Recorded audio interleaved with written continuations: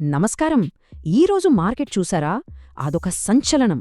మార్చి 25, 2026 ఈ డేట్ బహుశా ఇన్వెస్టర్లు చాలా కాలం గుర్తుపెట్టుకుంటారేమో.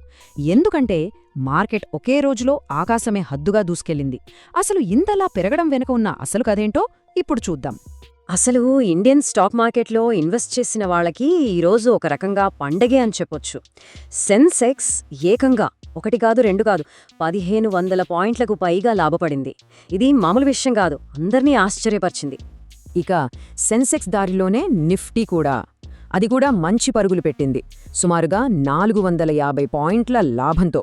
బుల్ మార్కెట్ అంటాం కదా, అలా ఎద్దు జూలు విదిల్చినట్టుగా క్లోజ్ అయింది.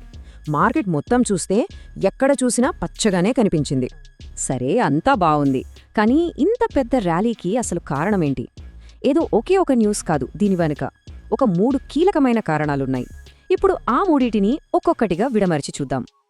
సో ఈరోజు మార్కెట్ ర్యాలీకి ఊతమిచ్చిన 3 అంశాలేంటంటే: 1 గ్లోబల్ రిలీఫ్, అంటే అమెరికా ఇరాన్ చర్చల వార్త. 2 క్రూడాయిల్ ధరలు తగ్గడం. ఇక 3ది ఇది కొంచెం టెక్నికల్, షార్ట్ కవరింగ్ ర్యాలీ. మొదటి కారణం చూద్దాం, గ్లోబల్ రిలీఫ్. గత కొన్ని రోజులుగా మన మార్కెట్లే కాదు, ప్రపంచ మార్కెట్లన్నీ ఒక రకమైన భయంలో ఉన్నాయి. ఎందుకంటే అమెరికా ఇరాన్ మధ్య యుద్ధమేఘాలు కమ్ముకున్నాయి. ఇన్వెస్టర్లందరూ భయపడిపోయారు. కానీ ఈరోజు వాళ్ల మధ్య దౌత్యపరమైన చర్చలు మొదలయ్యాయన్నో ఒక్క వార్త వచ్చింది. అంతే, ఆ భయమనే నల్లటి మేఘాలు తొలగిపోయి శాంతి ఆశలు చిగురించాయి. ఈ ఒక్క పాజిటివ్ న్యూస్ మార్కెట్కు కొండంత బలాన్నిచ్చింది. ఇక రెండవ పాజిటివ్ పాయింట్, క్రూడ్ ఆయిల్. అంతర్జాతీయంగా బ్రెంట్ క్రూడ్ ఆయిల్ ధర బ్యారెల్కు $100 మార్క్ కిందకు పడిపోయింది. ఇది మనలాంటి దేశానికి ఎంత పెద్ద శుభవార్తో తెలుసా?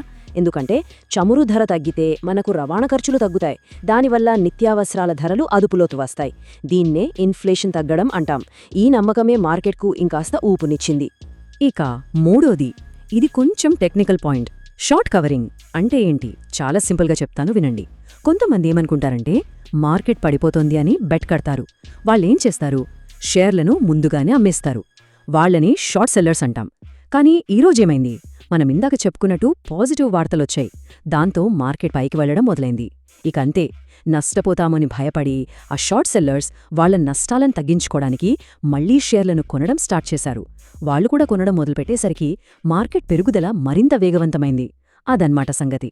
సరే, ఫండమెంటల్ కారణాలు చూసాం కదా, ఇప్పుడు కొంచెం టెక్నికల్స్ వైపు వెళ్దాం.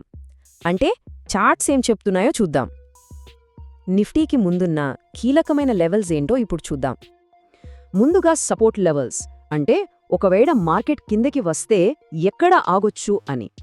నిఫ్టీకి ఇప్పుడు కొన్ని బలమైన సపోర్ట్స్ ఉన్నాయి. 23,300 అనేది ఒక బలమైన కోట లాంటిది. అక్కడ ఆగడానికి చాలా అవకాశం ఉంది. ఒకవేళ అక్కడ్నుంచి జారినా 23,150 దగ్గర, ఆ తర్వాత 23,000 దగ్గర కొనుగోలుదారులు మార్కెట్ను ఆదుకోవడానికి రెడీగా ఉంటారు. ఓకే, కిందకొస్తే సపోర్ట్ ఉంది, మరి పైకి వెళ్లే దారిలో అడ్డంకులు లేవా? ఉన్నాయి.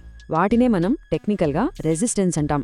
నిఫ్టీకి 23,570, 23,700, ముఖ్యంగా 23,800 దగ్గర గట్టి అడ్డంకులున్నాయి. మార్కెట్ తన అసలైన బలాన్ని నిరూపించుకోవాలంటే ఆ 23,800 లెవెల్ని బలంగా దాటి దానిపైన నిలబడాలి. ఇది చాలా చాలా కీలకమైన విషయం. అన్నీ బానే ఉన్నాయి.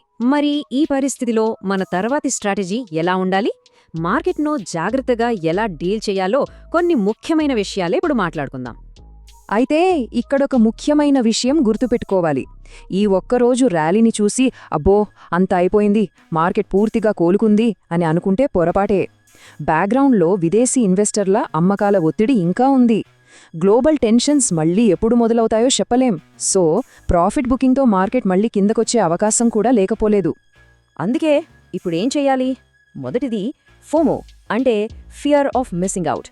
దీనికి దూరంగా ఉండాలి. అయ్యో ర్యాలీ మిస్ అయిపోతున్నానే అని ఆవేశపడి కొనకండి. రెండోది, మార్కెట్ ఒక ట్రెండ్ని కన్ఫర్మ్ చేసే వరకు కొంచెం ఓపిక పట్టండి.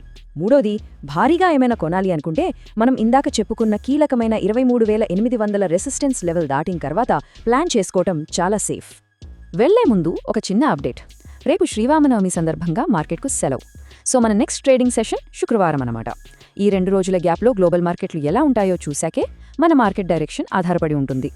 చివరగా ఆలోచించాల్సిన ఒక ప్రశ్నతో ఈ అనాలసిస్ ముగిద్దాం. ఈ రోజు మనం చూసింది మార్కెట్ నిజంగా కోలుకుంటుందానికి సంకేతమా, లేక ఇది కేవలం ఒక తాత్కాలిక ఉపశమనమా? దీనికి సమాధానం రాబోయే రోజులే చెప్తాయి. ఆలోచించండి.